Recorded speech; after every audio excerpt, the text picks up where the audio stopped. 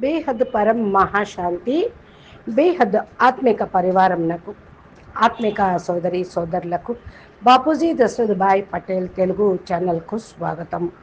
ఈరోజు మనము మన ఆత్మలను, ఊర్జాని ఎవరైనా నియంత్రించగలరా? ఆత్మ చైతన్యాన్ని జాగృతం చేసుకోవటానికి బాపూజీ అయితే చాలా విషయాలు చెప్పారు.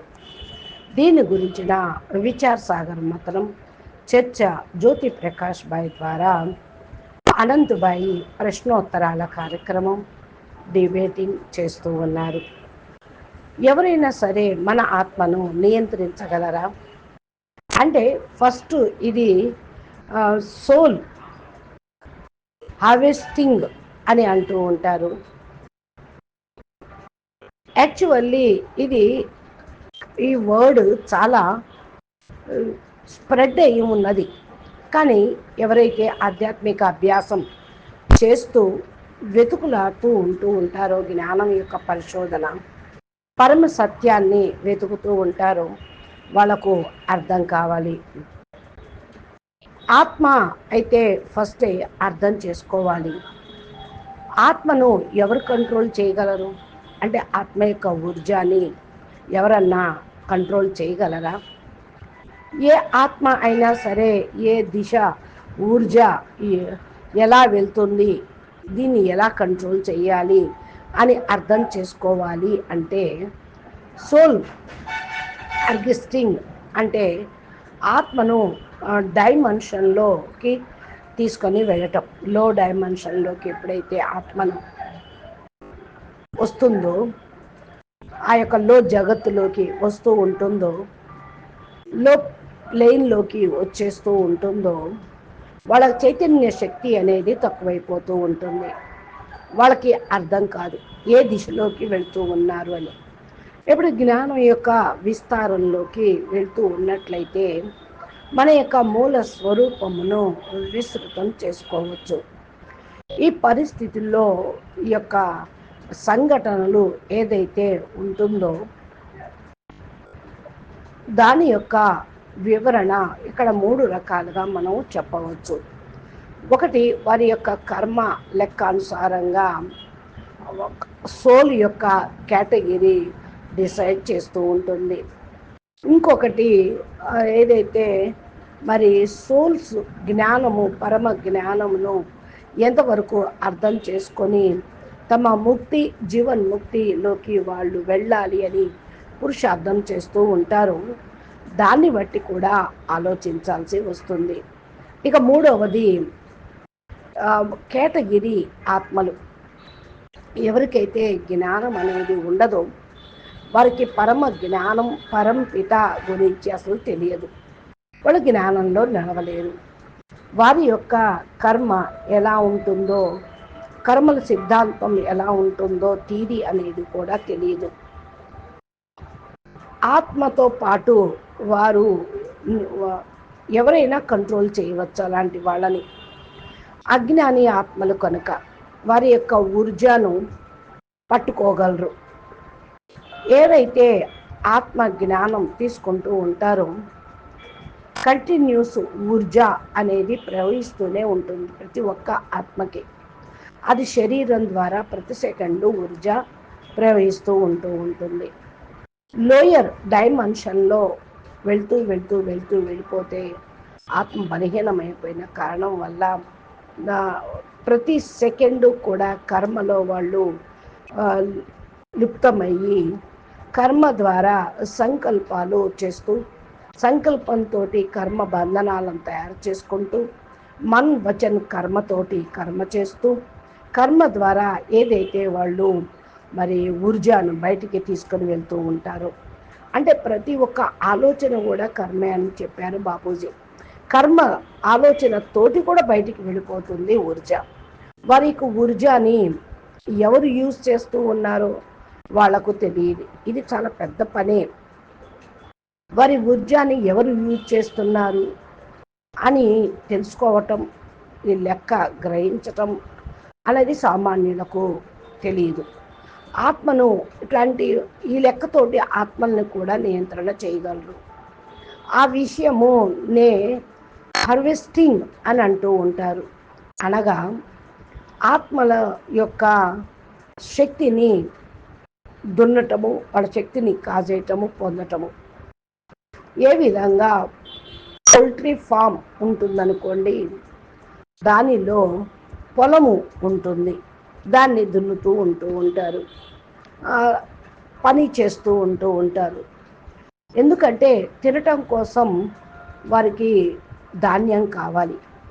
అంటే భూమి యొక్క ఊర్జాని దున్నుతూ ఉన్నారు, దాంతో ఆహారం ఇస్తూ ఉంటుంది. ఎవరు తింటూ ఉన్నారు? మనమే కదా. అదేవిధంగా మీ యొక్క ఊర్జాను కూడా తినేవాళ్ళు ఉన్నారు. ఎవరు అంటే దీని గురించిన జ్ఞానం తెలుసుకున్నప్పుడు అర్థమవుతూ ఉంటుంది. మీ యొక్క రక్తాన్ని తాగేవాళ్ళు ఉంటూ ఉంటారు, గొంతు కోసేవాళ్ళు ఉంటూ ఉంటారు. ఇది సాధారణమైన స్థూల జగత్తులో మనం చూస్తూనే ఉన్నాము. ఎవరికైతే అమ్మా నాన్న లేరో ఆ పిల్లల్ని ఎవరైనా కూడా ఉపయోగించుకోవచ్చు. ఏ విధంగానైనా వాళ్ళని ఉపయోగించుకోవచ్చు. అనాథ పిల్లల్ని పట్టుకొని వెళ్ళి వాళ్ళ చేత అడుక్కునే పనులు చేయిస్తూ ఉంటారు, వాళ్ళే అడుక్కుంటూ ఉంటారు. ఆ లెవెల్లోని ఆత్మలు, అంటే ఎవరికైతే రచయిత గురించి తెలియదో, జ్ఞానం తెలియదో, మరి రచయితకి రచనకి కనెక్షన్ లేదో, అనాథ పిల్లలు అన్నట్టేగా వాళ్ళు. నాదుడిని ఒప్పుకోకపోతే అనాథ, ఎవరైతే ఒప్పుకుంటారో వాళ్ళు సనాథలు. సనాతన ధర్మం, సనాతన ధర్మం, నాదుడు ఉంటాడు. మరి నాస్తికులు ఉంటారు, వాళ్ళకి భగవంతుడిని ఒప్పుకోరు, ఆత్మని ఒప్పుకోరు. వాళ్ళందరూ అనాథలే, నాదుడు లేనివాడు. వాళ్ళు ఏమన్నా చేయగలరు. అట్లాంటి ఆత్మలు బలహీన ఆత్మలుగా ఉన్నప్పుడు వాళ్ళ ఆత్మ యొక్క ఊర్జాని లాగేసుకునేటువంటి నెగిటివ్ ఆత్మలు ఉంటూ ఉంటారు. ఆ ఆత్మ అసలే వీక్గా ఉంటుంది. ఎందుకని? పవర్ హౌస్ తోటి, రచయితతోటి కనెక్షన్ లేనప్పుడు రచనకు పవర్ రాదు. తల్లిదండ్రులు లేకపోతే పిల్లలు బేలగా అయిపోతారు, పవర్లెస్ ఉంటూ ఉంటుంది. అదేవిధంగా ఇక్కడ కూడా సత్యం ఏమిటి అంటే దీన్ని అర్థం చేసుకోవటం అనేది ఆధ్యాత్మిక పరిశోధన కొరకు ఈ యొక్క రియల్ రియల్ని తెలుసుకోవాలి, పరమ సత్యాన్ని వెతకాలి. అప్పుడు తెలుసుకోవటం ఈజీ అవుతుంది. అంటే నాకు ఏదైతే ఇది అనిపిస్తూ ఉందో, జ్ఞానాన్ని ముందుకు తీసుకెళ్ళటం కోసం ఈ టాపిక్ని అర్థం చేసుకోవాలి. ఏ విషయాన్ని వదిలిపెట్టకూడదు. జ్ఞాని సంపూర్ణంగా కావాలి. ఇది డీప్ టాపిక్ లాగా నేను ఇప్పుడు తీసుకొచ్చాను అంటున్నారు అనంతభాయ్. జ్యోతిప్రకాష్ భాయ్ సమాధానం ఇదే. బాపూజీ కూడా చాలాసార్లు చాలా విషయాలు దీని గురించి చెప్పారు. ఇచ్చామాత్రం అవిద్య అనేది జ్ఞానానికి సంబంధించింది. అంటే జ్ఞానమే యోగము. ప్రజలు అనుకుంటూ ఉంటారు మాయలో ఇరుక్కుపోవటము అని. కోరిక కారణం వల్ల వారి లోపల విధ్వంసము, షడయంత్రం అనగా కుతంత్రము అనేది ప్రారంభమవుతూ ఉంటుంది. నాద్, జాత్, మత్, భేద్, ధర్మ, గురు, దేవత, యుఎఫ్ఓ, ఏలియన్స్, ఇవన్నీ కూడా దీనిలోకే వస్తూ ఉంటాయి. ఎక్కడో అక్కడ అంతా మాయ రూపాలే ఇవన్నీ. మాయకు అనేక రూపాలు ఉన్నాయి. సాధు సన్యాసులు ఎవరైతే ఉన్నారో వాళ్ళకు పరమాత్మన జ్ఞానం యథార్థంగా లేని కారణం వల్ల దిశను మరలిస్తూ ఉంటారు, వాళ్ళ వైపుకు తిప్పుకుంటారు, వాళ్ళని జ్ఞాపం చేయమని చెప్తూ ఉంటారు. ఒకసారి ఇక మెళ్ళో గంట బంధించుకున్నట్లు ఇక అదే కంఠస్థం చేసి చెప్తూ ఉంటారు. పూర్తి బంధంలో ఉన్నట్టే గురువు యొక్క బంధన, గొలుసుల బంధన, సంస్థ యొక్క బంధన. ఇదే ఇది ఫండమెంటలిస్ట్గా ఉంటూ ఉంటుంది. అంటే హార్డ్ కోర్గా అయిపోతూ ఉంటారు. ఇంతకు మించి వాళ్ళు ఏమీ తెలుసుకోలేరు, అర్థం చేసుకోలేరు. మా యొక్క గురువే సర్వస్వం అనుకుంటారు. గురువుని అంటే గొలుసుల్లో బంధించటమా? మనతోటి ఇక్కడ కాంటాక్ట్ అనేది ఉండదు. బాపు సర్వ స్వతంత్రం చేస్తున్నారు ఆధ్యాత్మికల్లో. అందుకని బేహద్దు జ్ఞానంలో ఇవన్నీ ఉండవు. ఇక్కడ ఈ విషయం తెలుసుకోలేని కారణం వల్ల భ్రమిస్తూనే ఉంటారు ఆ జ్ఞానంలో. ప్రతి ఒక్క వ్యక్తి తమను తామును సంభాళించుకోవాలి. ఎందుకంటే పరమాత్మ ఏదైతే సృష్టి చేశారో, ఆత్మను క్రియేట్ చేశారో, వాళ్ళకి ఫ్రీ విల్ అనేది 100% ఇచ్చారు. ఎందుకంటే ఆత్మ దగ్గర ఫ్రీ విల్ ఉంటుంది.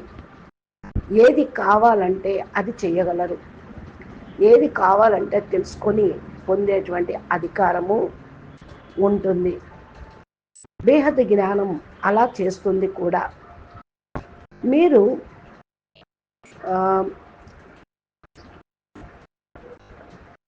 ఇది గనక తెలుసుకున్నట్లయితే అందరికీ చెప్పగలుగుతారు. మీకు తప్ప ఇంకా వేరే వాళ్ళు దీన్ని ఎవరు చేయలేరు అంటున్నారు. అంటే ఎవరైతే చేస్తారో వాళ్ళే పొందుతారు. జో కరేగా సో పాయేగా. దీని యొక్క బంధన కూడా కాదు, ఇది ఒక బంధన కూడా అనుకోకూడదు. మనము ట్రైన్ చేస్తూ ఉన్నాము, పర్టిక్యులరీ పర్పస్ కోసం పని చేస్తూ ఉన్నాము. ఎందుకని అంటే మనం తెలుసుకోవటం కోసం, మనకు కావాల్సింది మనం పొందటం కోసం. అయితే మనము ఏం పని చేస్తున్నాము, ఎవరి కోసం చేస్తున్నాం, ఎందుకు చేస్తున్నాం, మన పని మనకు ఉపయోగపడుతుందా, వేరే వాళ్ళక, ఎవరు యూజ్ చేస్తున్నారు, ఎందుకు యూజ్ చేస్తున్నారు అనేది తెలుసుకోవాలి. ఇది తప్పనిసరి కూడా. సత్యంగా మరి ఫ్రీ విల్ ఉంది కదా ఆత్మ దగ్గర. మరి ఏ రకమైన బంధనలో బందీకృతం కాకూడదు. దానిలో ఏముంది అంటే బేసికల్గా ఏదైతే ఆత్మ ప్రక్రియ అనేది, హార్వెస్టింగ్ ప్రక్రియ అనేది ఉన్నదో, అది చాలా రకాల ఆత్మల్ని తన వైపుకు కంట్రోల్ చేస్తూ ఉంటుంది, లాగుతూ ఉంటుంది.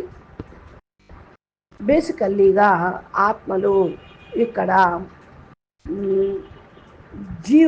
జంతు ఎవరైనా కూడా ఇప్పుడు ఎవరికి పవర్ లేదు, పవర్లెస్గానే ఉన్నారు.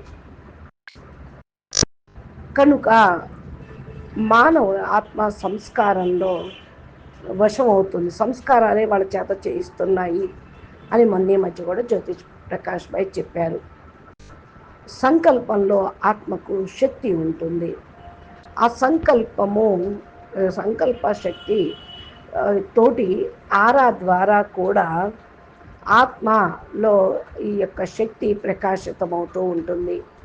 ఏదైతే ప్రాణశక్తి ఉందో ఆత్మ లోపల ఊర్జా రూపంలో ప్రాణశక్తి అని ఏదైతే అంటున్నామో, సంకల్పం ఇచ్చామో, అది ఆరాలోకి వచ్చేస్తూ ఉంటుంది.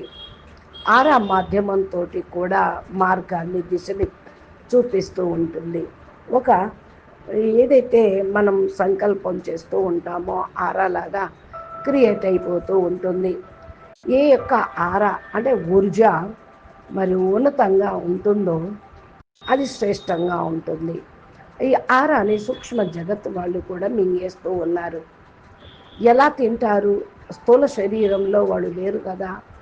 అంటే ఆత్మ యొక్క ఊర్జ, సంకల్పం యొక్క శక్తి సూక్ష్మమైనది. స్థూలంలాగా తినటం కాదక్కడ. సూక్ష్మ జగత్తులో వాయుతత్వము, అగ్నితత్వము, ఆకాశతత్వము, ఈ 3 తత్వాలతోటి శరీరం ఉంటుంది. దీన్నే ఓరా అని అంటూ ఉంటారు. ఇలాగే అక్కడ ఒకళ్ళ శరీరంలో ఆత్మలో ఉన్న ఆరా ఎనర్జీ ఇంకొకళ్ళు లాగేసుకోవటం జరుగుతుంది. ఎందుకు అంటే సూక్ష్మ శరీరం కూడా ఆరా కూడా 3 తత్వాలతోటి తయారు అయిపోయినది. ఇక్కడ చూడండి 3 తత్వాలతోటి తయారైంది వాయువు, అగ్ని, ఆకాశము. మరి వాయుతత్వము అంటే ప్రాణశక్తి, ప్రాణము అంటే ఆత్మ చైతన్య శక్తి. ఏదైతే పూర్ణ శుద్ధ చైతన్య శక్తి అనేది నడుస్తూ ఉంటుందో నెమ్మది నెమ్మదిగా ఆలోచన కూడా ఆ వైపుకు వెళ్తూ ఉందనుకోండి, తప్పకుండా విషయము అర్థమవుతూ ఉంటుంది. ఇక్కడ మహాకారణ శరీరము, కారణ శరీరము, సూక్ష్మ శరీరము ఊర్ధ్వ స్థానంలోకి వెళ్ళాలి అంటే ఇంకా మరి ఫ్రీక్వెన్సీ లెవెల్లో సూక్ష్మ శరీరం బయటికి వస్తున్నటువంటి పవర్ని ఫ్రీక్వెన్సీ లెవెల్లో చూసినట్లయితే ఆలోచించాలి. దదీచి శరీరం యొక్క మాధ్యమంతో సద్గతిని పొందాడు. ఆహాకారాలు తోటి సూక్ష్మ శరీరం బయటికి వెళ్ళిపోతూ ఉంటుంది. ఎప్పుడైతే ఫ్రీక్వెన్సీ లెక్కతోటి ఆరాలాగా తయారై ఉందో అది శరీరం మారిన ఆ యొక్క ఆధారం అనేది ఉంటుంది. కాబట్టి ఈ యొక్క ఆత్మ పైన ఏదైతే ఆరా ఉంటుందో అది ఎవరిది అయినా కూడా పవర్ఫుల్ ఆత్మలు కావాలి అనుకున్నప్పుడు నెగిటివ్ ఆత్మలు లాగేసుకుంటూ ఉంటారు. అప్పుడు దానిలో బాధ అనేది ఉంటుంది. అంటే ఈ రోజుల్లో సమయంలో మీరు ఎదురు చూస్తూ ఉండండి. ప్రజల దగ్గర ఇష్టం ఉపయోగించేటువంటి శక్తి కూడా ఉంటూ ఉంటుంది. అంటే ఇక్కడ చూడండి, మనము ప్రతి సెకండు కూడా కోపము, అహంకారము, ఈర్ష, అసూయ ఉంటూ డిప్రెషన్ యొక్క మాటలు మాట్లాడుతూ ఉంటే ఆరా చేంజ్ అయిపోతుంది. కంటిన్యూస్గా ఆరా చేంజ్ అయినప్పుడు ఈ ఆరా యొక్క కిరణ ఊర్జ బయటికి వెళ్ళిపోతుంది బలహీనమైనప్పుడు. ఈ విధంగా నా యొక్క రెండిటిలోనూ కూడా సెట్టింగ్ చేంజ్ కాలేదు, చాలా తక్కువ మాత్రమే వస్తూ ఉంటుంది. ఇక్కడ కామెంట్ ఏదైతే మీరు రాస్తూ ఉన్నారో విషయంలో పరం శాంతి, పరం శాంతి, పరం శాంతి అని ఏదైతే కామెంట్ చేస్తూ ఉన్నారో అది పరం శాంతి యొక్క మాధ్యమంతో పూర్తిగా వాక్కుకు అతీతమైన స్థితిలోకి వెళ్ళిపోతూ ఉంటాం. వాక్కుతోటి ఇక్కడ పరం శాంతి వైబ్రేషన్లను వ్యాపింపచేసినా కూడా పర్ఫెక్ట్గా నడుస్తూ ఉంటుంది. మంచిగా ఆలోచిస్తూ ఉండాలి పరం శాంతి. కాబట్టి మీరు ఏదైతే ఈ యొక్క వీడియో యొక్క టైటిల్ చూశారో మీకు అర్థమయ్యే ఉండొచ్చు. ఊర్జ, మన యొక్క ఊర్జ ఏదైతే బయట నుండి వస్తూ ఉందో ఆ ఊర్జ ఊర్ధ్వలోకానికి వెళ్ళాలి. పారాసైట్ లాగా వెళ్ళాలి అంటే కీట పతంగి ఏ విధంగా పురుగులు పైకి ఎగురుతూ ఉంటాయో, దీప పురుగు వెళ్తూ ఉంటుందో, అవి కొన్ని చిన్న పురుగుల్ని పెద్ద పురుగులు తినేస్తూ ఉంటాయి. పైకి వెళ్ళే కొద్దికి కూడా వారి యొక్క స్థితిగతులు మారుతూ ఉంటాయి. యాంగిల్ డిప్రెషన్లోకి వెళ్ళిపోతూ ఉంటే వాళ్ళ పని అయిపోతుంది. కామ, క్రోధ, లోభము, అహంకారాలు, మన లోపల ఉన్నటువంటి వికారాలు ఏ విధంగా మరి బయట డెఫినెట్గా ఫ్రీక్వెన్సీలో మరి కలర్లో కూడా అవి వస్తూనే ఉంటాయి. వికారాలు ఊర్జ బయట నుండి వచ్చినవి అంటే తత్వాల నుండి, వాయుమండలం నుండి పూర్తిగా విషయ వికారాలు ఉన్నాయి. వాటి ఫ్రీక్వెన్సీ డిఫరెంట్గా ఉంటుంది. ఆ ఊర్జా బయట నుండి వచ్చింది కనుక ఈ విధంగా ఆత్మ విషయం తెలుసుకొని ఉంటూ ఉంటుంది. ఆత్మ అనేది అజర్ అమర్ అవినాశి అనేది కొద్దిమంది ఆత్మలకే అని కూడా బాపూజీ చెప్పారు. దీని విషయం గురించిన చర్చ బాపూజీ చెప్పేటువంటి జ్ఞానం ద్వారా మనకి అర్థమవుతూ ఉంటుంది. అచ్చా, బాపూజీ దశరథభాయ్ పటేల్కి మరి ఏదైతే ఊర్జా ఆవు ఉన్నదో దానికి ఆహారంగా మరి శక్తి సంకల్పము అనేది ఇస్తూ ఉండాలి. అచ్చా, పరం శాంతి, నమస్తే, ధన్యవాదాలు. బేహద్కే బేహద్, పరం పరం పరం మహాశాంతి है, महाशांति है, महाशांति है, नमस्ते। बेहद परम महा